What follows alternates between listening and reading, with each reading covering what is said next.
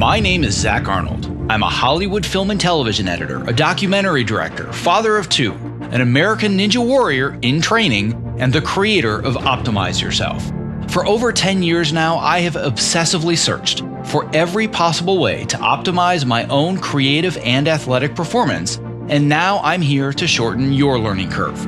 Whether you're a creative professional who edits, writes, or directs, you're an entrepreneur, or even if you're a weekend warrior, I strongly believe that you can be successful without sacrificing your health or your sanity in the process. You ready? Let's design the optimized version of you. Hello and welcome to the Optimize Yourself podcast. If you're a brand new optimizer, I welcome you and I sincerely hope that you enjoy today's conversation. If you are inspired to take action after listening today, why not tell a friend about this show and help spread the love? And if you're a longtime listener and Optimizer OG, welcome back. Whether you're brand new or you're a seasoned vet, if you have just 10 seconds today, it would mean the world to me if you clicked the subscribe button in your podcast app of choice. Because the more people that subscribe, the more that iTunes and the other platforms can recognize this show, and thus the more people that you and I can inspire to step outside their comfort zones to reach their greatest potential. And now on to today's show.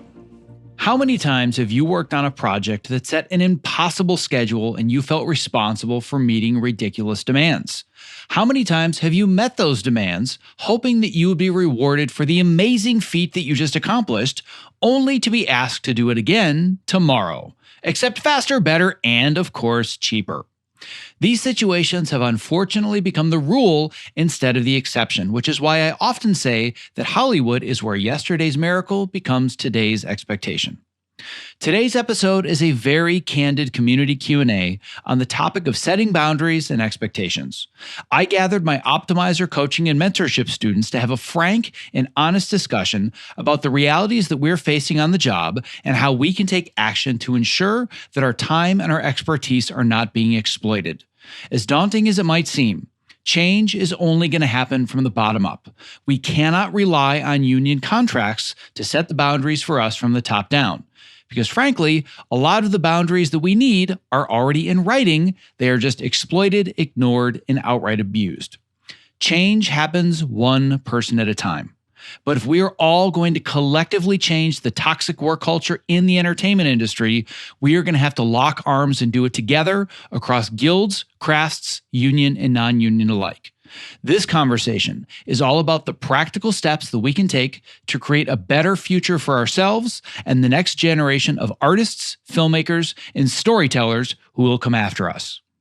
If today's conversation inspires you to take action, pursue more fulfilling work, and design a more balanced life without sacrificing your health, your relationships, or your sanity in the process, then I invite you to subscribe to my brand new weekly newsletter that I'm calling Your Cure for the Case of the Mondays. Every Monday morning, I will share with you my favorite resources, mindsets, strategies, and practical tips to give you more energy so you can be more productive and so you can optimize every facet of your life such that you no longer dread the week ahead, but instead you can't wait for the next Monday morning to start all over again. To subscribe and become the newest member of the revolution, simply visit optimizeyourself.me/newsletter. All right, without further ado, my candid conversation with the Optimizer community, made possible today by our amazing sponsor, ErgoDriven, who's going to be featured just a bit later in today's interview. To access the show notes for this and all previous episodes, as well as to subscribe so you don't miss the next inspirational interview, please visit optimizeyourself.me/podcast. I'm here today with my wonderful, amazing, and inspirational Optimizer coaching and mentorship community. I've got a whole slew of my students here, and we are going to have a very important, timely conversation about setting boundaries and setting realistic expectations, and how do we make sure that we can put our well-being and our needs first without severely getting taken advantage of.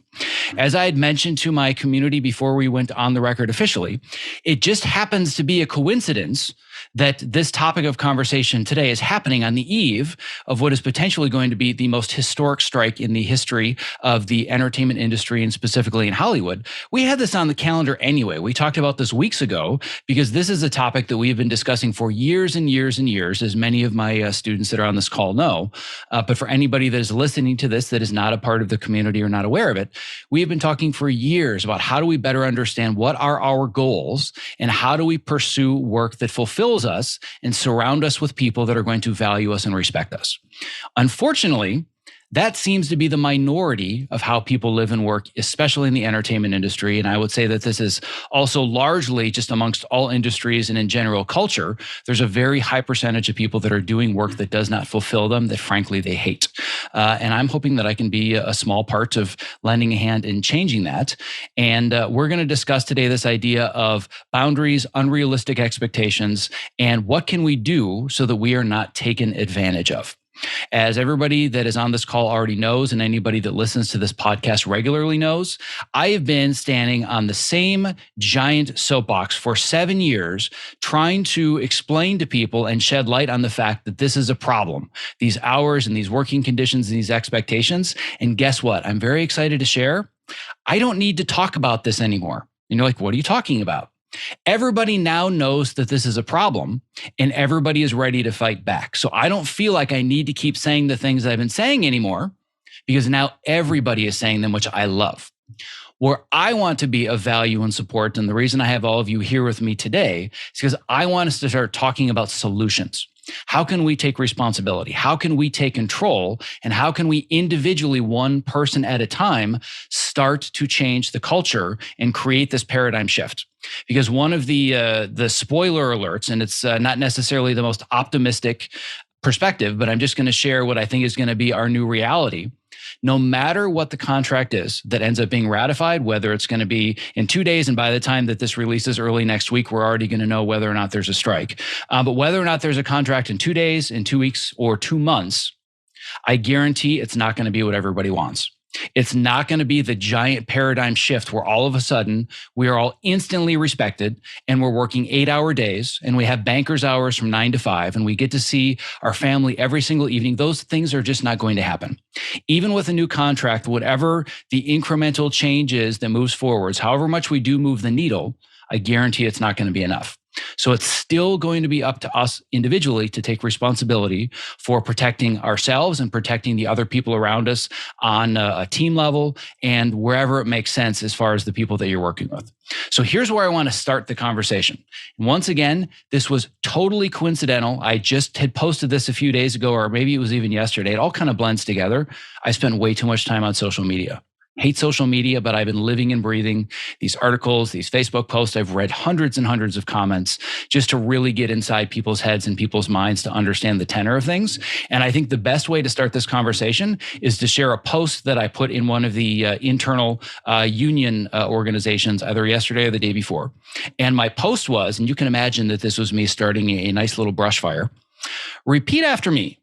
Your inability to properly budget and schedule this project is not my problem. Yeah, I think a lot of us have heard a phrase similar to this. And I want to start the conversation there. So for anybody that wants to share that's on this call, who wants to talk about a situation where the requirements or the expectations or deadlines put upon you were so ridiculous, even from day one? I'm not talking about at the last minute things change and you're in the trenches and you got to figure it out. I mean, from morning one of a job, you look at the schedule, you look at the budgets, you look at the deadlines, and you think, you got to be kidding me. You're setting us up for failure from the first morning.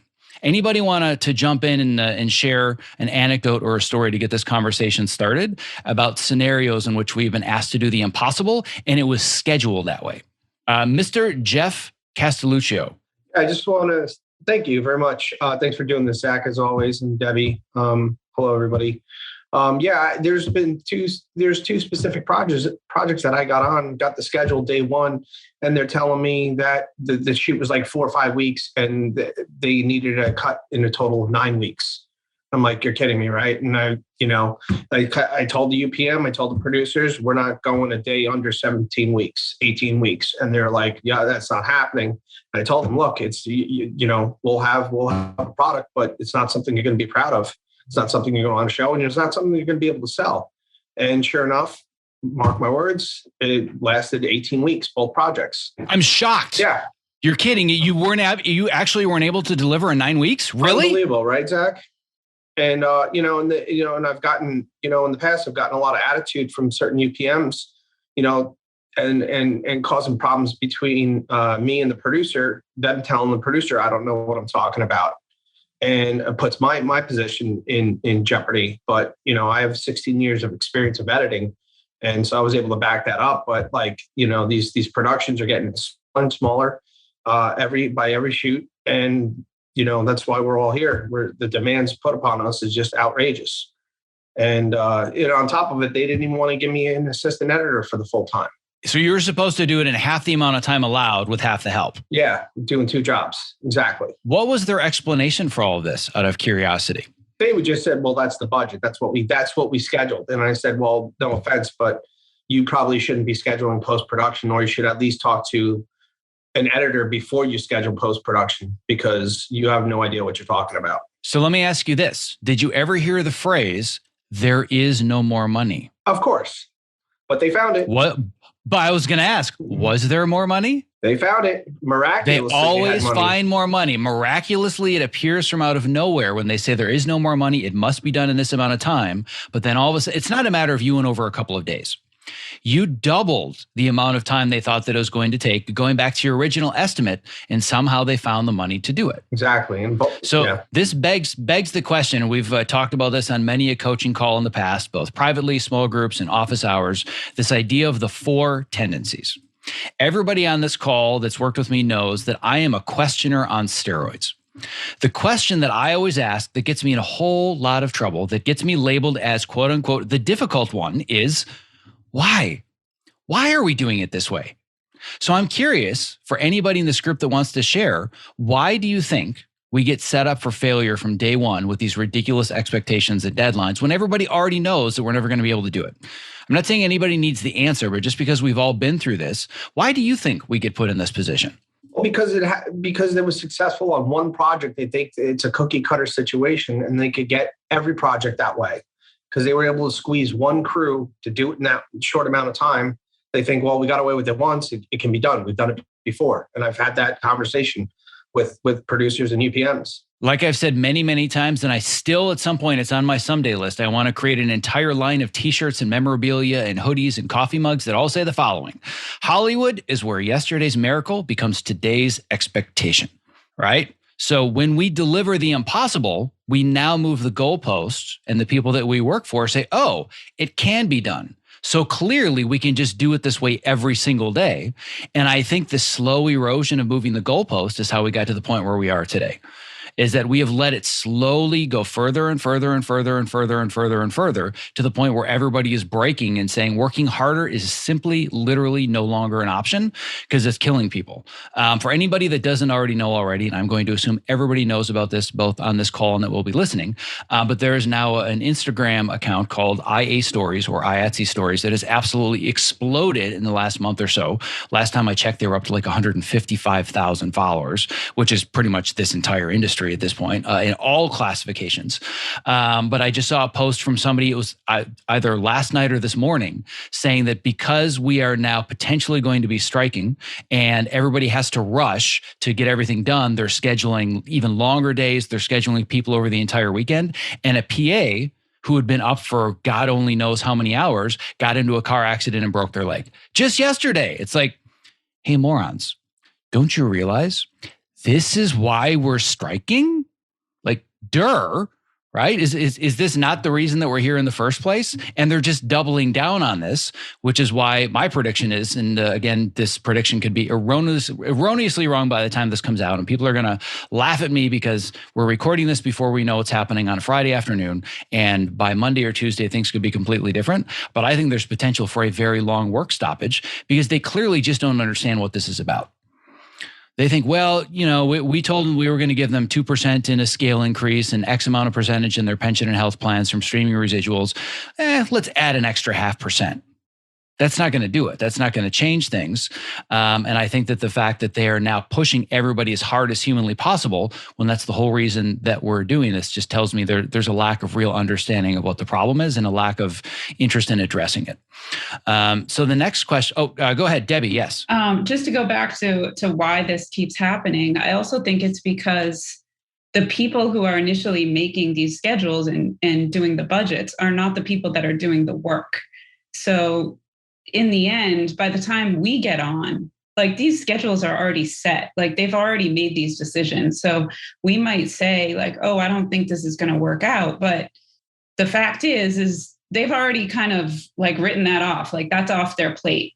And so us saying that at such a late date, because we come on so late, it has very little weight in their minds. And so they just keep moving. It just keeps getting pushed down. And then, because we're freelance workers, we think, okay, well, I'm not going to do that project again, or not going to work with these people again. And you never really work together to sort of solve something, because we're all sort of in different realms, and we just figure, oh, we'll just move on to something else instead of actually sticking around and fixing the problem. Yeah, I would agree with that wholeheartedly. And one thing that I want to point out that I think is so important and overlooked, and at one point I was thinking about actually writing an article about this, but the idea came to mind at like 3:30 this morning. And I'm like, nah, I don't think I can write an entire article by noon today. So it might end up still becoming an article. But what I've been seeing a lot, and I think that this is the wrong way to go about it, I've seen a ton of this on social media right now, is hatred and animosity towards the direct people that we report to about these issues. And I think it's really important to understand that by and large, this isn't about the co-producer that runs your department. This isn't about the head of the entire department. It's definitely not about your showrunner. This is about somebody that's at an executive level at a studio that has never even set foot on a set, has never been in a post-production suite. They have no concept of how we do our jobs or how long it takes. And all they look at are numbers and reports and spreadsheets. And their job is to be beholden to their shareholders and make money. So for us to get angry at the people that we report to and say, oh, it's all about the producers or these greedy showrunners or these directors that can't schedule things properly. Like, yeah, sure, there are certainly issues that could be fixed on a production level, on a coordination level. But at the end of the day, these ridiculous expectations are coming down from way much higher than any of the people that we want to blame it on. And one of the things that I just want to throw out there, and again, it might be too late to throw this out because this won't release until next week. But I've been saying to people privately that I've seen some posts where it's like, oh yeah, I'm just going to leave my computer in disarray, or I'm going to make sure that they can't get into it. I'm going to sabotage it so nobody else can take on my project. I'm like, guys, you have to work with these people when there's an agreement. These are people you probably like and people that you respect. And that's going to severely damage your reputation. And I believe that we need to be the bigger people here. We need to walk away. Like for me, I'm working as hard as I can to catch up on as much as I can at my job until this evening. I'm not being asked to work Saturday or Sunday because I work with people that respect us, and I work with a studio that, at least as far as my show is concerned, I can't speak to how they treat everybody else, but our show, we are treated very much with respect by the superiors at our studio. So I don't have to work Saturday and Sunday. If I wake up on Monday morning and we're on strike, I'm not going to be there available to help them and support them, but I'm also not going to sabotage their efforts, and I'm not going to walk away and try and burn all these bridges, because eventually there will be an agreement and I have to work with these people again. And you all have to work with these people again. So I think it's really important to understand that a lot of the anger and animosity we have is not towards the direct people that might be our bosses that are saying you have to work these hours. They have somebody above them who has somebody above them who has somebody above them that's saying this is how it works. Which brings me again to this conversation of how did we get to this point? And there's a couple of quotes that I want to bring out that I've gotten tons and tons of responses to just this one post alone that was in this union forum. But there's two of them that I want to start by highlighting, and I want to dig into the psychology of this a little bit deeper. One of the quotes was from a fellow editor, and because it's a closed Facebook group, I'm going to keep all of this anonymous. But another editor that I don't know personally, but that I'm aware of, their response to my post about the fact that your inability to schedule and budget is not my problem. This person said, yes, but it does become your problem. How many would agree with that? That as much as we just want to stand up and we want to say, this isn't my problem, it's not my emergency. Yeah, it's great for an Instagram meme or a Facebook post or a t-shirt. But what do we actually do about it in that situation? I'm curious, knowing this is the reality and knowing that many of us can very simply be labeled as the difficult ones. How many of you have felt this way, but at the end of the day, you still delivered? Show of hands. I'm surprised that not every single hand went up, because my hand would be included in it. I too have seen these ridiculous demands and expectations and said, this can't be done, but you know what? I'm going to figure it out and I'm going to do it anyway. Why do we do that? I know why I do it. I'm curious to hear from you. Why is it that when we know they're impossible to meet expectations, we still meet them? Phil, yes, sir. Well, I'm actually going through that. It's a very similar situation to that right now, because the show that I'm on right now has very unrealistic expectations. And I'm working with like this great team of people, and they're all just kicking ass and like doing all sorts of stuff. And I have really amazing support from the assistant editor, from the story producers, which is rare to have good support from them, but everybody's just kicking ass. And so if I'm like, oh, I'm just going to work 10 hours a day and stop there. And if I'm like, oh, well, I can't deliver this cut on time because I'm just working a 50-hour week and it's going to take more time than that to do this, then I feel like I'm the weak link in the chain. I feel like all these people are out here like, really working hard, and I'm just like sloughing off, even though I'm working, 50 hours, I feel like that's sloughing off. So it's this kind of internal pressure of like, oh, well, I want to set boundaries, but at the same time, I don't want to feel like I'm letting everybody else down. Show of hands, how many of you have felt the same way? Where I know this is a problem, but I don't want to be the weak link in the chain, and I don't want to be seen as the weak one that can't deliver. Just about for anybody that's listening, pretty much everybody's hand is up that at least has their camera on. And I'm not surprised by that at all. So let's dig into this a little bit deeper. First of all, based on our conversations already, logistically, where is the weakest link in the chain? In this scenario right now, with where you are now, what is the weakest link in the chain? It's not necessarily a person, but what is creating what is the number one source of the challenge that you have right now with being able to deliver what needs to be delivered? Well, I think just time. It's the schedule. And I know enough as an editor to just communicate as much as possible when you're up against a schedule that you can't meet. Just get out ahead of it and say, look, I don't think this is going to happen. I don't think we're going to deliver this cut in time. I need to do this and this and this, and there's just not enough time to do that. And when I bring that stuff up to the showrunner, he's like, yeah, I know this is an ongoing discussion with the production company and with the people at network. I've told them over and over that this is an unrealistic schedule, and we just have to deliver the best product we can, just do the best you can. So that's what I've done. But I feel like the weak link is the person who created this schedule. That's where my aggression goes. When I get frustrated about like, oh, here I am again, working into the night. I've been able to keep my boundaries pretty well, but at the same time, there's definitely like, I'm just working at night longer than I should be. But when I feel that aggression and I get angry about working long hours, then it goes towards whoever it was that created the schedule, and whoever it was that said, oh, we don't have the money to give you more days on the schedule. So logically, you already know what the problem is. Oh, yeah. You know that it's not you, right? Yeah. Oh, yeah. So then emotionally, why do you take responsibility? Why are you emotionally taking responsibility for this? Yeah, I think it's worse in this situation than any other, because I respect the people I'm working with and they're all good at what they do. And it's just kind of this thing of like, I don't know why I feel like if I was to stick to my boundaries, and even just, I almost feel like sometimes for spite, not doing things on purpose, because I don't want to keep pushing this thing forward that I know is just going to set another benchmark for some guy at Discovery is going to be like, oh, well, they did it with this amount of money and this amount of weeks, so let's try that on my next show.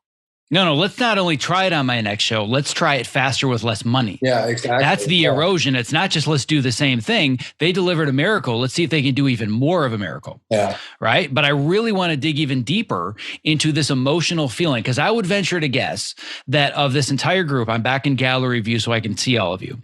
Show of hands, how many of you legitimately take responsibility and feel like it's your fault that things cannot be delivered on time? No hands went up.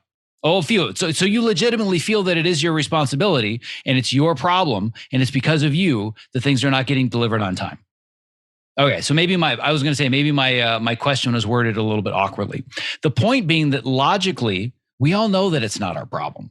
We all know that this is because of insane schedules and deadlines and budgets, but I want to dig into the emotional side, because logic and emotion are two very different systems.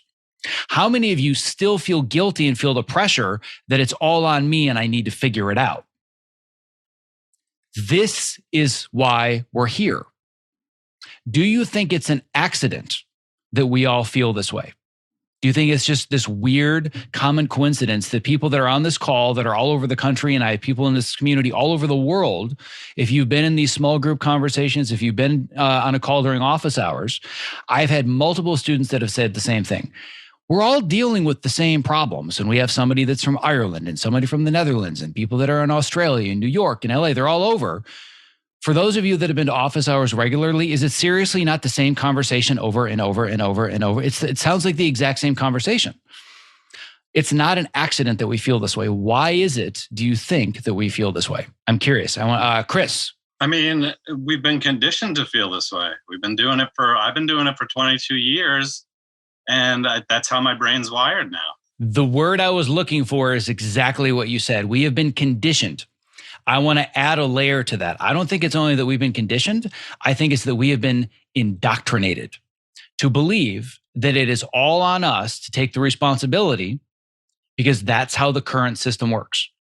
If we suddenly believe that it's not on us and we don't have to take responsibility and this is not our problem, well, then the whole system falls apart unless they actually fix the source of the problem, which is, at the end of the day, I think that the majority of the issues, not all of them, but I think the majority of the things we're fighting for right now would be fixed if we changed one variable in this equation: time. You just allow people more time and everybody's life changes. And I don't have the data in front of me right now off the top of my head, but I wrote about this at some point last year, where there was an extensive amount of research done by experienced line producers on the production side of things that do budgets for major tentpole movies in the hundreds of millions of dollars. And they proved beyond the shadow of a doubt that extending a schedule saves money. Everybody thinks, well, we can't extend the schedule. There's no more money, right? It's going to cost us more. It's actually cheaper to extend a schedule. So why don't they? Anybody have any ideas why they don't just extend the schedules if it actually saves them money, if this is all about the bottom line? Matthew Ferrugia, good to see you, by the way. Good to see you too, Zach. Probably just to get the product out faster, to throw it to audiences, just consume. Nailed it. I could not have said it better myself. It's all about how quickly can we create the most amount of content and get it out there so people can consume it and consume it and consume it. And guess who the casualties are of that entire system? It's everybody on this call times 50,000 or more, and then all the people that are in their lives as well. So that one decision costs the livelihoods and everything else that we're talking about in these negotiations. Hundreds of thousands of people are making sacrifices just so there's more content. Just out of curiosity, has anybody watched everything that's on Netflix? Anybody here that's watched every show and movie and documentary that's on Netflix or Hulu? Disney Plus? Like, I don't know about you, maybe 50 years ago, we could have used more content. I kind of feel like we're good right now. I feel like if I were to take a break from life and I were just to watch TV 24/7, I'm pretty sure I couldn't watch everything by the time I was dead. If I lived a long and healthy life, which coincidentally or paradoxically, I probably wouldn't live a very long and healthy life if I spent 24/7 watching all the content. Probably die pretty early and pretty fast. The point being that this is all about the amount of content that people want to create and constantly churn out. And there's another post, one of the comments that I got that I think is a really insightful comment that wasn't disagreeing with my post about this idea that your emergency or your inability to properly budget and plan is my problem. But I think this really shines a light on what we're talking about, and I want to dig into this a little bit deeper. Again, I'll keep it anonymous. But he says, and I'm not going to read the whole thing. It's a fairly long post, but I'll at least read the most important part of it. He says, the problem tends to be that even if you have this meme, poor planning on your part does not constitute a crisis on mine. Whenever that very moment happens and you point it out, and I love this part of it, you become the turd in the punch bowl. Couldn't have said it better myself. The only official industry sanctioned response to incompetent management is eager optimism. Anything less, and that somehow is going to make you the problem, which again brings us back to this idea of conditioning. When this problem comes down from the top, and as I always say that at least for those of us that are on this call, we're for the most part all working in post-production. And my hope is that people that are listening to this are outside of post in production and elsewhere. But at least in post-production, I've been making the joke for years that in Hollywood, the shit rolls downhill and we're the janitors at the bottom. So why shouldn't it be on us to be the ones that become the heroes that get to clean up the mess? How many of you have ever gotten some ridiculous expectation, schedule, budget, otherwise, and you did follow through and you just felt amazing about it? Okay, so everybody raised their hands, and I'm keeping my raise not as an example because I too have done this, where when in the moment, I was given some ridiculous, impossible expectation and I saw it as a challenge. Guess what I get to do right now? I get to prove myself. And then by proving myself, the rewards will come after. They're going to recognize my worth, and maybe I'll get a raise, or maybe I'll get a promotion, or maybe this is going to lead to a much bigger and better job. How many of you have had that thought where this is going to be the thing that I do where I really am in the trenches, but it proves myself, and then all of a sudden my career changes? So everybody leave your hands up that had your hands up. Now everybody keep your hand up if that's how it worked out. Oh, a lot of hands just dropped. In fact, I believe every single one of them dropped because now we've set the new expectation. The new expectation is, yeah, I'll achieve your miracle. But what you realize is they were just taking advantage of me. Hold on a second. This wasn't about me proving myself. I was just being taken advantage of. How many of you realized afterwards from the circumstance, whether it was a day later, a month later, or a year later, hold on a second. This was just about them taking advantage of me and my time and my expertise. Anybody? Yeah. So I think most of us have had that realization at some point. And my guess is that a lot of the people that are listening or watching this have probably had a similar realization as well. So my question is, and I'm not sure I have the answer, but that's really what all this preamble about. What do we do about it? That's it. That's my whole question. What do we do about it? How do we change this? And it's not going to change overnight. And like I said, as much as we all want it to, a contract does not change this problem either. My sincerest apologies for this brief interruption, but if you are a creative professional who spends long hours at your desk and you are searching for a simple and affordable solution to optimize both your energy and your focus, not only is the following promo not an interruption, but listening has the potential to change your life.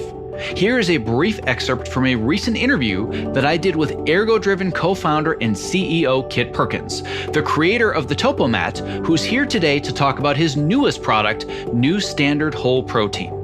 I'm into health and fitness generally, but I want it to be simple and straightforward. About a year and a half ago, I started adding collagen into my protein shakes. And man, the benefits were like more dramatic than any supplement I've ever seen. So I thought, if I can just get this down to coming out of one jar and it's ingredients that I know I can trust, and you just put it in water and you don't have to think about it. When people think of protein powders, they think, well, I don't want to get big and bulky. And that's not what this is about. To me, this is about repair. So a big part of what we're talking about here is you are what you eat. Your body's constantly repairing and rebuilding, and the only stuff it can use to repair and rebuild is what you've been eating. Unfortunately, as the years have gone by, every day getting out of bed, it's like, 2 or 3 creaks and pops in the first couple steps. And that I thought you just sort of lived with now. But yeah, once starting the collagen daily or near daily, it's just gone. So for us, job 1A here was make sure it's high quality, and that's grass-fed, 100% pasture-raised cows. And then the second thing, if you're actually going to do it every day, it needs to be simple. It needs to taste good. Well, my goal is that for anybody that is a creative professional like myself that's stuck in front of a computer, number one, they're doing it standing on a Topomat. Number two, they've got a glass of New Standard Protein next to them so they can just fuel their body, fuel their brain. So you and I, my friend, one edit station at a time are going to change the world. And even better for your listeners, with code OPTIMIZE on either a one-time purchase or that first subscribe and save order, 50% off. So if you do that subscribe and save, that's 20% off and 50% off with code OPTIMIZE. That's a fantastic deal. If you're looking for a simple and affordable way to stay energetic, focused, and alleviate the chronic aches and pains that come from living at your computer, I recommend New Standard Whole Protein because it's sourced from high-quality ingredients that I trust, and it tastes great. To place your first order, visit optimizeyourself.me/newstandard and use the code OPTIMIZE for 50% off your first order. How do we change this mentality? Patrick. Hello. I don't think I have the answer, but I did want to kind of throw it out there that I think that a lot of the times when I find myself in this position, it's because of opportunity or false opportunity that I'm placing on myself, that I think that like this is going to be the thing that then pushes me forward. And so I do the impossible task, and then it's kind of like, wow, you're the best. Wow, you're so great. You're amazing. And then nothing, you know? And so it does become this cycle where you're just constantly chasing after like, what's the next big thing that's going to get me up the ladder? And then you get handed this pile of expectations. So you're like, okay, yeah, I can take that on and I can do that. And maybe this will get me to where I want to be. And then it doesn't. And so I personally find myself constantly stuck in that cycle. And to answer your question, I don't know how to get out of it, which is partly why I joined this community. And I'm not sure that I have the answer either. I'm not going to pretend that I do. I have some suggestions that we can talk about more. But Debbie, your hand went up. So I'm going to let you interject first. So thank you. Just piggybacking on what Patrick just said, I think we're also, when we come into the business, that's kind of how we're conditioned too, right? When you're just starting. Indoctrinated, by the way. We're not conditioned, we're indoctrinated, but go on. Exactly. I mean, that's how, and I fully admit that's kind of the advice we give here as well. When you're just starting in your career, you have to go above and beyond. You have to make a good impression. So do more work. Like we tell people this. This is kind of how we prove ourselves and get anywhere, right? So how do we balance those two? How do we tell people, oh, this is what you need to do to get noticed and make good impressions and, you know, and like prove your worth. But then once you get there, now you suddenly have to set boundaries, but that's not how we were conditioned. And we now think that we're in competition with everyone around us. So it feels like it's too late at that point. Yeah, I think that's a really, really good point. Anybody else want to add to that? I certainly have thoughts. While you guys are talking amongst yourself, I have another giant soapbox that I'm going to drag from my other room. I've actually built an addition on my house that's holding all of my soapboxes right now. But is there anybody else who wants to add to this? Because I have a lot of thoughts, but I want to get a little bit more community interjection before I dive into this. Ian, good to see you, by the way. It's been a while. So I think the way the answer or the thought to how is the mentality of being able to understand what this conversation is alluding to, is that we should go in there knowing they're going to have us be burdened by high expectations, fast turnaround times, and remembering those 3 points of the triangle: good, cheap, fast. Dude, you stole my soapbox. You've been listening to me too long. It's exactly what I was going to say. Go on. Allow it as a leeway into what we're going to continue the conversation in. And you want it fast? Okay, well, it's not going to be all that good. It may not be all that right either. You want it right? Well, you got to allow the time to make it happen. The studios, the producer, I don't want to say the producers, but the business people who are funding this, that's a lot of money to fund what we're worth and what we're being paid. It's not like you're impoverished. You can get the funding if you need to. And giving the business side of what they're going through, if they're going to borrow, they're borrowing pretty big. Unless this is like an independent film, which will take more time, and it's like, okay, I really am connected to this story. I want to contribute to it. That's a whole nother conversation, another commitment. But in our everyday, well, not every day, but the usual jobs, the majority of them, where we're working these extremely long hours to make it happen. Yeah, we want to make it happen. We want to meet your expectations, but you got to make sure your expectations are in reason. And that, for me at least, is why this strike, or maybe even a movement, is happening. Yeah, I would agree with all of that. And I want to come back to this idea of fast, cheap, and good. Anybody that's in this program has heard me say this incessantly over and over and over. It's impossible to have all three. You have to pick two. And this is going to be just kind of like me brainstorming like a laundry list. If we're going to turn this into a 5-step list of what can we do about this, I think the first one comes before you ever take the job. And this is something that I'm very, very keen about. Whenever I'm going to take a job, I need to understand what are the expectations, what is the schedule, what does the budget look like? And I'm always looking for red flags. This is actually something that I talked about fairly extensively in detail, where I walked through piece by piece by piece the cold interview that I scheduled with the 3 showrunners and creators of Cobra Kai, where I ended up getting the job. And I went in there, they didn't even know who I was. I basically completely like pushed myself into that room because I knew that I could be a good fit. And I spent most of the time interviewing them. And what I was looking for were red flags. Red flags like, oh, it's a crazy schedule, but don't worry, you're going to get paid a ton of overtime, et cetera, et cetera, et cetera.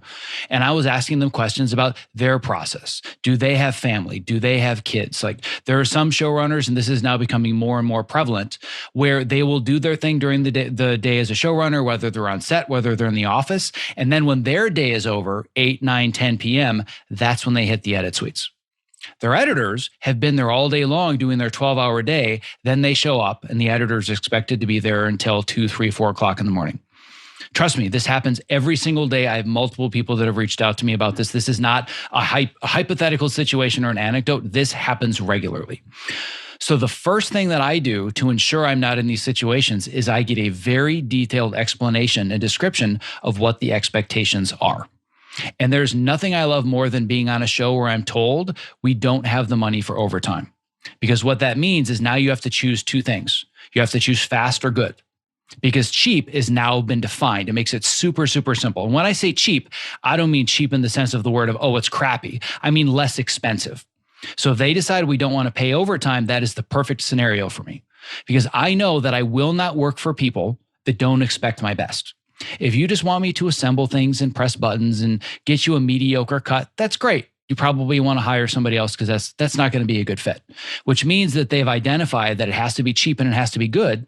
Well, then fast isn't part of the equation, and that's my speed. I want to be able to take my time and I want to be set up for success. So I think the first step in making sure that we slowly erode this in the other direction is the idea that we are clear on expectations before we ever say yes in the first place. We go in knowing what they're expecting. And if all of a sudden, let's say the expectations change, let's say that we have a meeting and we get an idea of what their expectations are, what the schedule is. You know what? This sounds really good. It sounds like a good fit. And then on the first week, they yank the rug out from underneath all of us. Has anybody ever been in that situation before where you think it's going to be one thing and then the first week you're like, hold on a second, this is not what I was promised? I personally, in those situations, will just leave. Like, I made a deal with you and I was going to meet my end of the bargain. You've proven that you're not going to meet your end of the bargain.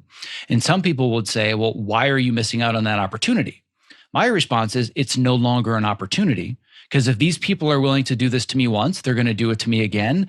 These are not people that are on my list of those I want to collaborate with in the future. So I am very, very selective about the people that I choose to work with based on not only how cool is the project or who are the stars in it, but what does my lifestyle look like and how am I going to be treated? And I think this comes back to what Debbie had addressed. And this is a really important point that I want to bring up is, well, this is how we're indoctrinated all the way from like film school. We believe that we have to, big giant air quotes, pay our dues. But does anybody feel like no matter how long you work in this industry, you still have to pay your dues? Like, anybody here that's been in the business for more than 20 years that still feels like they have to pay their damn dues? They're kind of over it? So what I want to bring up in reference to Debbie's point is the following. This is my own personal viewpoint. I would love it if there are people here that actually disagree. This is just going to be my own personal opinion.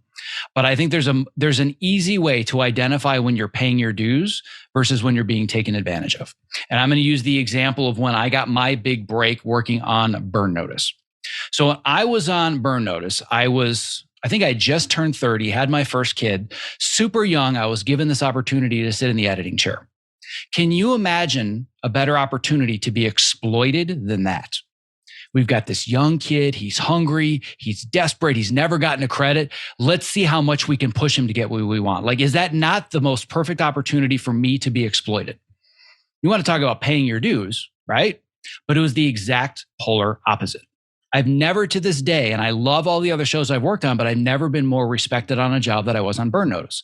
It was an amazing work experience. However, I knew that in order for me to get noticed and recognized, I couldn't just show up according to the allotted hours on the calendar and go home. I knew this was my chance. So I put in ridiculously long hours off the clock that nobody ever knew about because I knew I had what it took, but it was going to take extra for me to really prove that so I could push myself over the edge. And they could not only say, oh, we're glad that he helped us out. Instead, they would say, whatever it takes, we cannot lose this person to another show. And I think that's the difference. And it's a really fine line to walk. But I think that if we can find the line between I'm making the choice, this is my own conscious choice to put in the extra hours because I believe in my work, I believe in my talents, and I want to prove myself. I think that's very different than somebody saying, you need to be here 16 hours a day and put in 6th and 7th days, almost ostensibly against your will. I think if we find that line, it helps us define what's the difference between paying my dues on my terms versus I am not respected, I am not valued, and I am taken advantage of. I would love to know thoughts about that theory or hypothesis. Debbie, back to you since you started this conversation. Well, I'm going to go back to the emotional standpoint there, because once you sort of get in that mindset that you want, I mean, at least for me, when I'm in a job and I feel respected, I still want to do my best. Even if I don't feel respected, I still want to do my best and make a good impression and make people think that I have a good work ethic. So for me, it's not about the external. It's more coming from inside me. Like, well, I have to get this done. And if I don't get this done, I'm going to look bad. And it kind of depends. You know, thankfully, I've never been in a situation where I've been, well, actually, I shouldn't say that, but I've been in both situations where I've been respected and not respected. But in all cases, I never want to look bad. So I'm still going to put in the extra hours. But and I totally agree with all that. But I think that's kind of the line that we're trying to figure out is what's the difference between I want to look good and I want to do my best versus you are setting me up for failure. And the only possible way that I can create the impression that I'm delivering my best is by sacrificing my own needs, my health, and my sanity. That's the line that I want to help people find. Because I've been in a position, like I said, on Burn Notice. I mean, even on Cobra Kai, there have been times where there have been episodes or scenes that were really challenging. And I was putting in time off the clock, not because anybody ever asked me to. And in fact, they dissuade that on the show. It's a really great work culture where they're dissuading that kind of work. But I'm like, yeah, but I want this fight scene to be awesome. Like my name's going to be on this. I want it to be awesome. I'll come in here for Saturday on 3 or 4 hours, but that's my choice. And that it might tire me out, but it's one of the things we've talked about a lot, which is the difference between exhaustion and burnout. I'm exhausted all the time right now. Like ask Debbie, like I'll get into our team calls. I'm like, oh my God, I'm tired. But I wake up every single morning ready to do it again because I'm invigorated and fulfilled and energized by all the things that I'm doing versus burnout is setting the expectation that I should be able to deliver this against my will where people don't respect me or don't value me. That's where the burnout really comes from. So I feel like it's really about finding the line between is this me making this choice versus the only way that I can succeed and look good is by severely sacrificing my own needs. So going back to your situation, Debbie, could something have changed where you're like, I know that I still want to do my best and I want to make sure that I'm not giving them anything less than the version that I think is what I can truly deliver. The only way that I can do it is if I don't sleep for the next 3 nights. What do you do in that situation?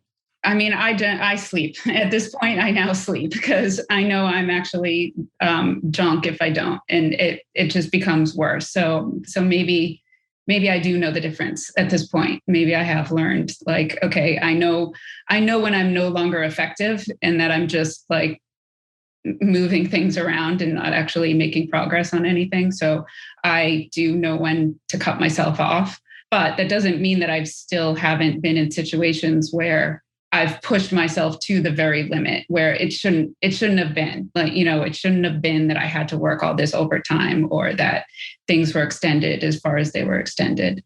But I'm guessing that having done that either once or multiple times, that's what got you to the point where you're like, yeah, I'm just not going to do that anymore because I know the cost of it. Jeff, I saw that your hand went up a little bit earlier. Did you have something you still wanted to add? Yeah, I mean, kind of piggybacking on something that you said about being exploited. I worked on this one project where this one individual who was higher up sat there and they actually said it to my face. We were talking about a situation about hiring extra help. I was talking about the workload, saying this is too much for one person. And that person was like, I just find people with integrity and I use that against them. He's like, they care about their name, they care about their reputation, and that's who I target. And I get them to do what I want them to do at the rate that I want them to do it at. And I was like, I sat there and turned to him, almost like, wow, that's how you got me. It's disgusting. Anybody else have similar experiences that they want to share? I'm seeing some smiles. I know that people. I see what he already knows. I'm looking at him. I'm not going to say his name. He knows I'm looking at him. He's smiling, and he knows he wants to chime in. I'm going to give him a couple of seconds because he knows I'm talking about him. Here he comes. No. There he is. I knew that he knew I was talking to him. There's 20 people here staring right into his eyes via Zoom. He knows that I'm talking to him. Paul, what have you got to say about this, Paul? I was on a project one time where the producer, there's really no other way to say it. He was just a complete dick. And I was DPing the project and he turned to me and the production van broke down. And so he turned to me because I'm the DP and he's like, I don't care what you have to do, but we have to be shooting by 11 a.m. And I'm like, I'm not a mechanic, dude. Like that's your job. You're the producer, so I think, but of course that was my internal dialogue. I didn't say that to him, but I think a lot of us, and I've learned this from you, is that we need to set up systems for ourselves so that maybe we're not as either desperate for work. And I don't mean this just financially, but also, with our reputation as well, that some of us, either we don't save our money or we don't have enough clients because there's always going to be someone who's going to say, oh, well, you don't care about your reputation. And that isn't true. It's just that, the working relationship is not a good fit because they're looking for people they could take advantage of. So I think a lot of it kind of does fall on us because what we need to do is set up systems for ourselves where whether it's, saving our money or charging a higher rate so that we have money to save or having enough clients where if we come across that relationship that isn't a good fit, that we can say, well, look, I'm not going to deal with this because this is, you're just setting me up for failure. And what I'm going to do is I'm just going to go work with the people that I know value me. I think that is an excellent, excellent point to bring up. There's one of the areas that I'm going to go into very, very shortly if I do have a lot more time on my hands and there is in fact a work stoppage. Even if there isn't, it's something I'm still developing. But if there is, to the heart of what you said immediately, we need money in the bank. Literally, this is not some kind of analogy. We literally need money in the bank so we can say no to opportunities or people that are not the right fit, right? It's what I call an FU fund. It's like, F you, I'm out, and you feel just fine about it because you can afford it. But this comes back to the earlier question, why? Why do we allow it? And I think one of the reasons that we have allowed this to happen so long is because most people, the vast majority of people, don't have any other choice. I don't think everybody's getting taken advantage of and working these ridiculously long hours saying, well, I guess it just is what it is. And it's all right if they treat me that way. My guess is that most people's inner dialogue is, I can't believe that I'm letting them do this, but I don't have any other choice. Like, I can't afford it. I can't just walk away and quit, or I can't turn down this job opportunity, even though I know it's going to run me ragged because I only have 2 weeks worth of money in the bank and I live paycheck to paycheck. And I think there's no greater safety net or greater system, like you said, to build than an FU fund where you can say no to whatever it is that is not a good fit for you. But that takes time and it takes resources and it takes organization. But my belief, like really deep down, why we have been conditioned and indoctrinated to have these emotional feelings about why we do these things is fear. It's the fear that I don't have any other choice. And this is another one of the things, sayings that drives me crazy that I'm going to be talking about a lot more. This is just the way it's done. Anybody ever heard that about, like, I think a couple of people already kind of indirectly said it, but you've maybe brought up some issues with the schedule or the budget, or I don't think this is doable or whatever it is. And the response was, this is just the way it's done. This is how we do it. Anybody heard that excuse before? I've heard that excuse before. And my response was, okay, best of luck. Let me know how it turns out, because I don't want to have any part of this whatsoever. Did you want to add to that, Paul? Or were you just exercising? Yeah, no, there was, I just have a story to tell of like one of the times that I actually did be the obliger that I'm, prone to being. There was a job I was up for, and they said, hey, we need this done over the weekend. It's kind of a rush job. It needs to be done by Sunday. And I said, okay, but I have a weekend rate. And then they said, oh, how much is that? And I was like, well, it's whatever it was. And then they go, oh, okay, well, we definitely don't have that. And I was like, okay, well, I mean, that's, unfortunately, that's what it's going to take to do it. Because it was Friday when we were having this conversation. Of course it was. Yeah. So they go, okay, well, you know what? Let me talk to the team. And then they came back probably like 10 minutes later, and they said, you know what? Don't worry about it. Start on Monday, and we can like finish it by Wednesday. Wait a second. Hold on. Yeah. You mean there was more time? You mean that Sunday wasn't the real deadline? For those that are listening only, my face is shocked. Absolutely shocked that it wasn't a real deadline. Let me ask you this. Why do you think that they started the conversation there? Because they wanted to see if I would do it. They wanted to see if you would do it. They wanted to know, is this somebody that we can take advantage of? So they start with the lowest of lowball offers. Let's see how much we can squeeze this guy. Let's see how fast we can get the work for how little money. And it was only you setting a boundary that got you to a place of equanimity where they realized, all right, we can figure it out. We're going to give him what he's worth. But you had to set the boundary first. I'll just say that sometimes there really is a hard deadline, but most of the time it's just some arbitrary, BS deadline that they just kind of throw out there just because it would be nice to have it at that date. And most people would say, yeah, I'll do it because, they want the work. Which is, again, one of the fundamental reasons I think we are here, is that we have been conditioned / indoctrinated to believe that it's not our place to push back and give alternatives. Either I say yes to this or I say no. But I think one of the potential solutions to this is that when these ridiculous expectations come up, we don't just say no. Because one of the things I hate to do, and I talk about this in a lot of my classes, I don't like to come to people with problems. I like to come to people with solutions. So what I've done in the past, I've had this conversation many times with post producers. And I've talked about this on the record before, where I had a post producer that I had met for the first week on a show, and they sent me the schedule for the season. And I looked at it and I said, hey, can we talk about the calendar for a few minutes? And they came into my office and I said, just to set the record straight, to make sure that we're on the same page, I can't meet a single one of the deadlines on this calendar. I'm really good at what I do. I can't hit one of these. As long as we're on the same page, then we can move forwards. And this person laughed. They're like, don't worry about it. This is the studio calendar. We're going to figure it out. We're going to make it work. But what I also do is I come with solutions. I say, well, I have some alternatives. And everybody knows my OCD level of organization with calendars. It wasn't just, I can't do this. This is a bunch of BS. It was, this isn't doable. Let me show you what I think is. And I come with solutions. And I had a whole map of where I had changed the potential deadlines and said, what if we shift this here and this is here? And ultimately your lock days are going to be about the same, but it buys a little more time on the front end to do X and Y and Z. And they're like, yeah, you know what? I actually think we can make that work. And that ended up becoming the new standard. But I think part of the thing that we need to do is instead of, and this is part of the kind of the backlash that I'm seeing with the whole pitchfork and torches mentality that I think everybody has at the moment because emotions are so high. It's gone from we're going to let everybody take advantage of us forever in eternity to I'm never going to let anybody take anything from me ever, ever again. That's not going to work either. I think that we're going to have to find a middle ground in order to slowly move this line. And I think we have to come to people's solutions. It's like, listen, I don't think this is doable, but here are some alternatives. Here are the things we might have to sacrifice, but I think we can still do this for the most part. If we change these few variables, then I think people are much more willing to listen to compromise as opposed to, nope, this is crazy. You're taking advantage of me and I'm never doing it again. And I'm afraid that the pendulum has swung so far in that direction because of all the emotion that we're losing sight of what can be a much more proactive solution.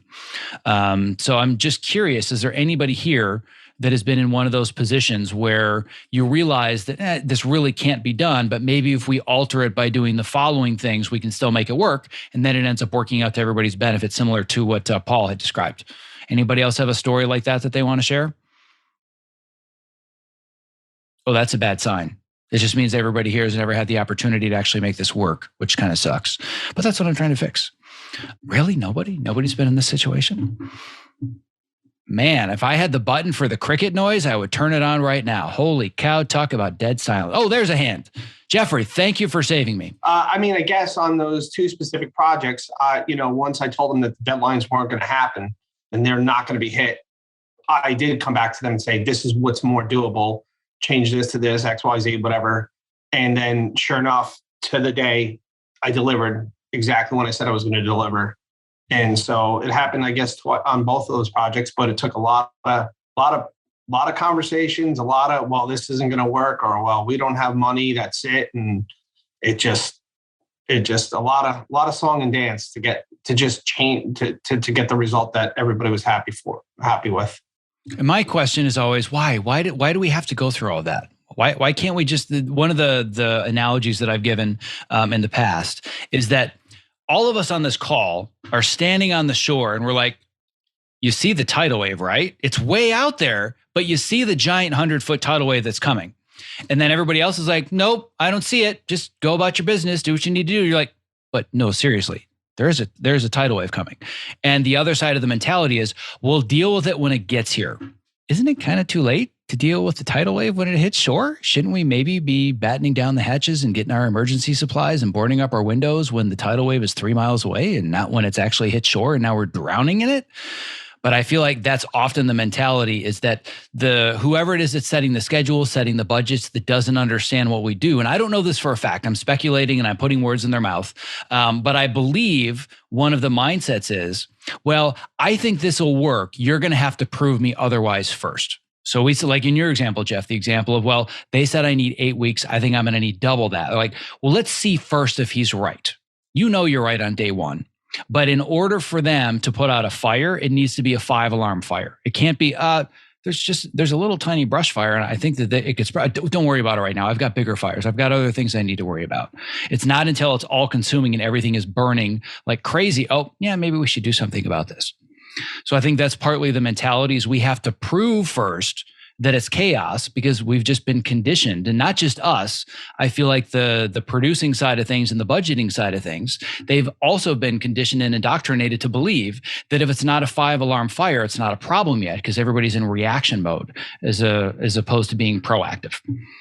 That's kind of the end of my soapbox rant, of which I have many, but that's the end of my soapbox rant for today. But I think to summarize, I think the first solution that's going to help us by and large change this is that we have to be very proactive and clear about the people that we work with. And we shouldn't say yes to opportunities if we're not being set up for success.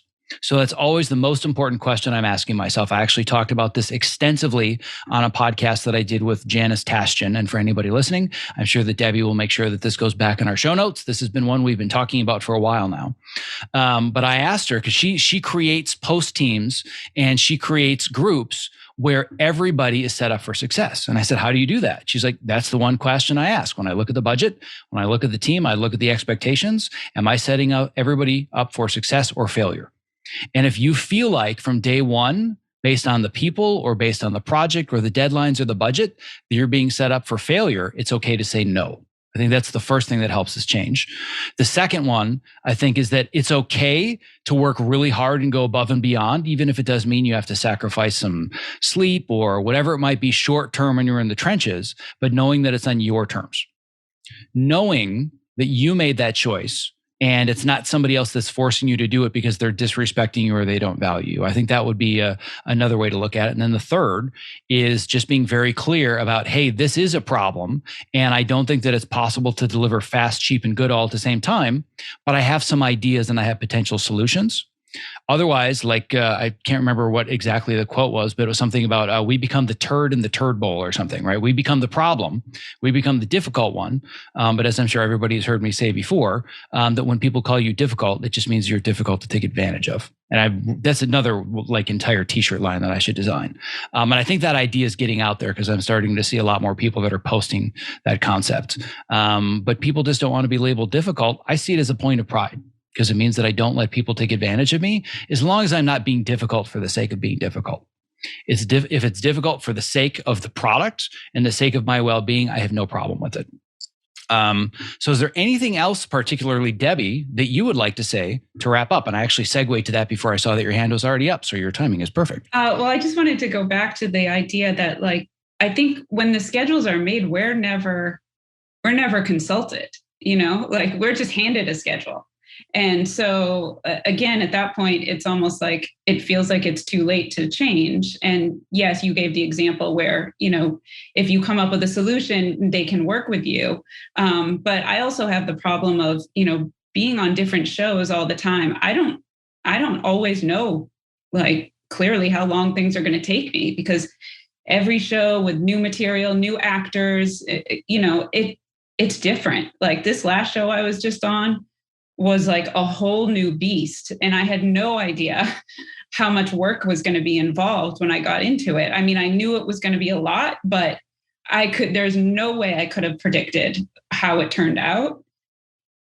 And so, we all knew from the beginning that this schedule was unrealistic, but it literally was like 3 months unrealistic. Like they scheduled like the first lock date of the first episode 3 months before the actual lock date happened. I feel like in each situation, it's really hard to know out of the gate, like, is this realistic or not? I totally agree with that. There's one thing I want to add to this that I think is so crucially important, because I was on this entire journey with you from before you even got that gig to when you were on it, and there were crazy long hours and all these unrealistic deadlines. But did you at least have the faith that you were working with people that understood what you were up against and adjusted accordingly so you were set up for success? Yes, for sure. That's the only reason I survived the thing. and actually, it's the only reason I actually would go back to it if given the opportunity. But yes, I knew they were on my side. But at the same time, I was not like happy that they were like, well, overtime's approved. Like, I wasn't like, oh, great. I was kind of like, I wish it wasn't because I'm burnt, but. Which is always one of the questions I ask. I always ask them, is overtime approved for overages? And they think that the answer I want to hear is yes.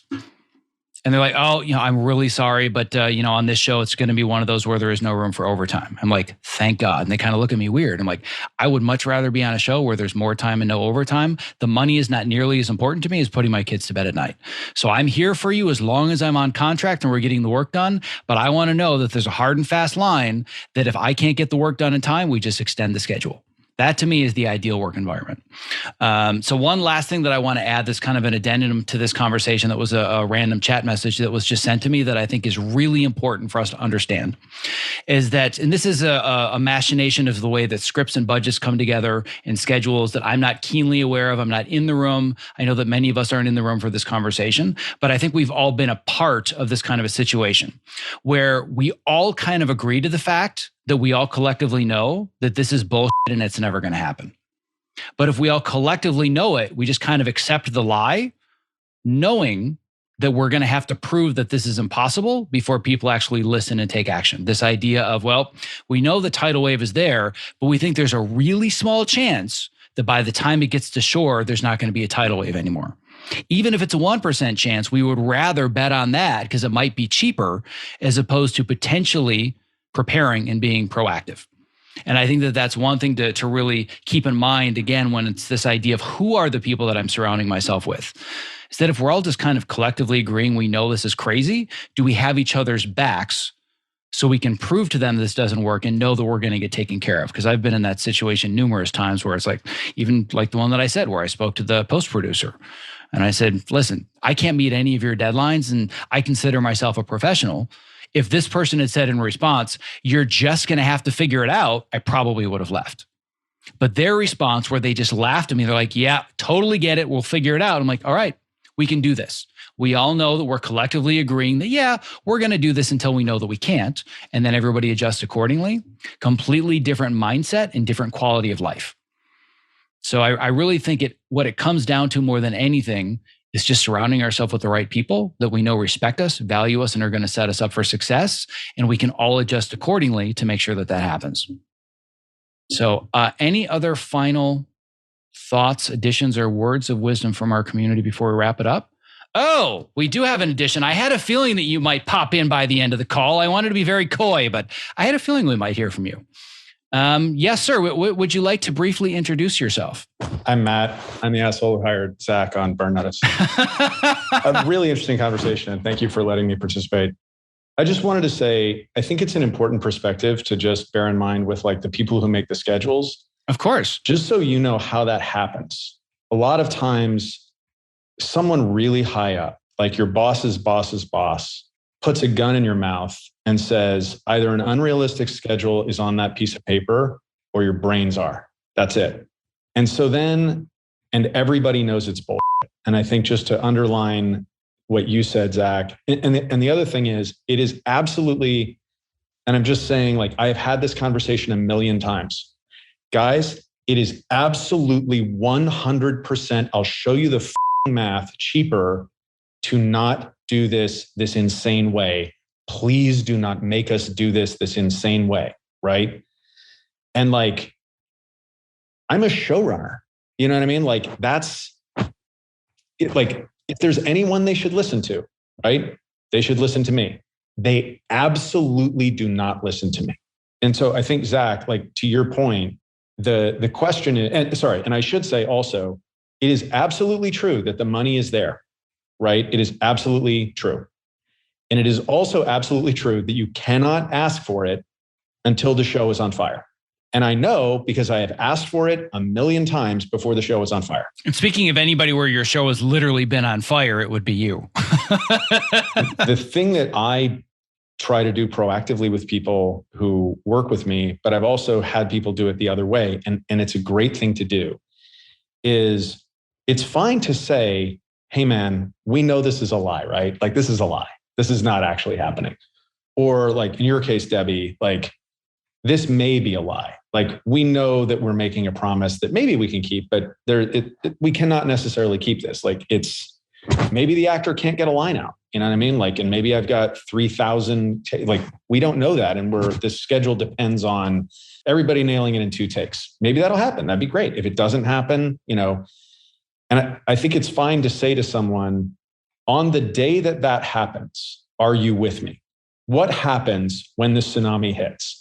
Do we have lifeboats? Can we get lifeboats? What's going to happen? We both know it's coming and we both know it's going to hit. And I've decided to take this job because I like you. I want to be on the show, whatever it is. But on the day that it is revealed that we have all agreed to lie, what happens to me? And if the answer is, I guess you're shit out of luck, you know what I mean? Or I guess you'll just have to work harder.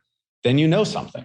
Just cards on the table, and I'll get off my soapbox. Like, there was one show that I worked on where the deadlines were ridiculous, and we murdered post, and they are some of my best friends. And I went to them and I was like, I cannot legitimately ask you to do this. This is not healthy. This is not good. We are up against an upfront date and there is nothing we can do, right? I have tried every which way to move this. There's literally nothing I can do. Please do not take the job if it is going to hurt you. And, you know, God bless them. They took the job. It was incredibly painful.